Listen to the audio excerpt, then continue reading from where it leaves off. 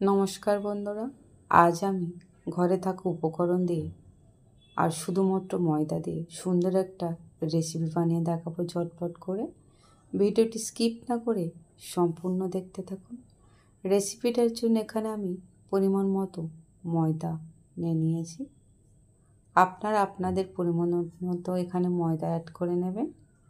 ময়দার মধ্যে সাদা তেল আর সামান্য একটু নুন অ্যাড করে দিলাম। এবার শুকনো অবস্থায় একটু মেখে নেওয়ার পর নর্মাল জল দিয়ে এটা আমি মেখে নেব। এখানে কোনো রকম গরম জল আমি অ্যাড করব না, তবে এটা খুব বেশি নরম করেও মাখা যাবে না, এটা টাইট করে মাখতে হবে, তবেই কিন্তু মচমচ করবে। এটা আমি অনেকটাই টাইট করে মেখেছি, শক্ত করে। এবার বাটির মধ্যে আমি এখানে সাদা তেল নিচ্ছি, আপনার এর জায়গায় ঘিটাও নিতে পারেন। আর আমি সাদা তেলের মধ্যে ময়দা অ্যাড করেছি।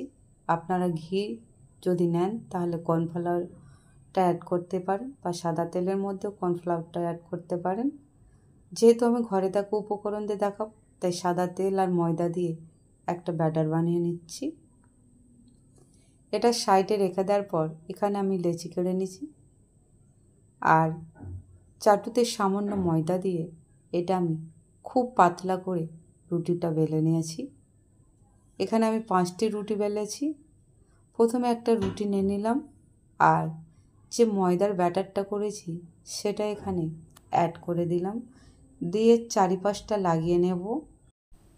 এভাবে একটার পর একটা রুটি নিয়ে এভাবে ব্যাটার লাগিয়ে সামান্য একটু ময়দা ছড়িয়ে আবারও একটা রুটি দিয়ে তার মধ্যে এরকম ব্যাটার অ্যাড করে সামান্য ময়দা ছড়িয়ে দেব।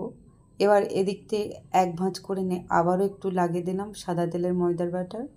আবারও এর মধ্যে সাদা তেলের ব্যাটারটা লাগিয়ে নেব, ময়দার ব্যাটার। এভাবে 4 পার্ট করে নিয়েছি আমি। এবার হালকা করে আবারও এটা আমি বেলে নেব, তবে খুব বেশি চাপ দিয়ে বেলবো না। এভাবে বেলার পর এর চারিপাশটা আমি কেটে বাদ দিয়ে দেব, দিয়ে লম্বা লম্বা করে কেটে নেব ঠিক এভাবে। এভাবে লম্বা লম্বা কাটার পর আবারও বীজখান দিয়ে এভাবে কেটে নিলাম। এবার এখানে আমি এভাবে মুড়ে মুড়ে নেব একটু ভাঁজ ভাঁজ করে, আর আমার হাতটা একটু ওপরে উঠে গেছে তাই দেখানো পারিনি। এভাবে পাকতে পাকতে একটু মুড়ে নিয়ে এরকম সুন্দর করে শেপ দিয়ে নিয়েছি। তেলটা আমি আগেই অ্যাড করে দিয়েছিলাম, তেল গরম হয়ে গিয়েছে। এগুলো আমি হালকা আঁচে ফ্রাই করে নেব। আর লেয়ারগুলো ঠিক কতটা সুন্দরভাবে ছেড়ে যাচ্ছে দেখুন বন্ধুরা। এভাবে হালকা আঁচে খুব সুন্দর করে ভেজে তুলে নিয়েছি। একইভাবে সবগুলোও ভেজে তুলে নেব। কড়াইতে সামান্য চিনি দিলাম, যেহেতু আমি অল্প করে বানিয়েছি, আর তার মধ্যে একটু জল দিয়ে চিনির শিরা বানিয়ে নিতে হবে। চিনিটা হালকা চিট এলে গ্যাসটা বন্ধ করে দিয়ে চিনির শিরাটা ঠান্ডা করে নিতে হবে। চিনির শিরাটা ঠান্ডা হয়ে গেলে এগুলো আমি অ্যাড করে এভাবে নাড়াচাড়া করে নেব। নাড়াচাড়া করে কিছুক্ষণ আপনারা রেখেও দিতে পারেন, আবার এগুলো তুলেও নিতে পারেন।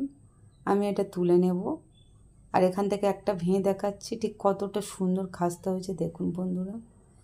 শুধুমাত্র ময়দা দিয়েই বানিয়েছি। এভাবে যদি ময়দা দিয়ে মিষ্টি বানানো যায় তাহলে কেমন হয় বন্ধুরা।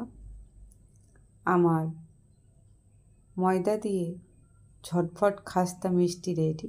রেসিপিটি ভালো লাগলে লাইক, কমেন্ট, শেয়ার, সাবস্ক্রাইব অবশ্যই করবেন। ভালো থাকবেন, ধন্যবাদ।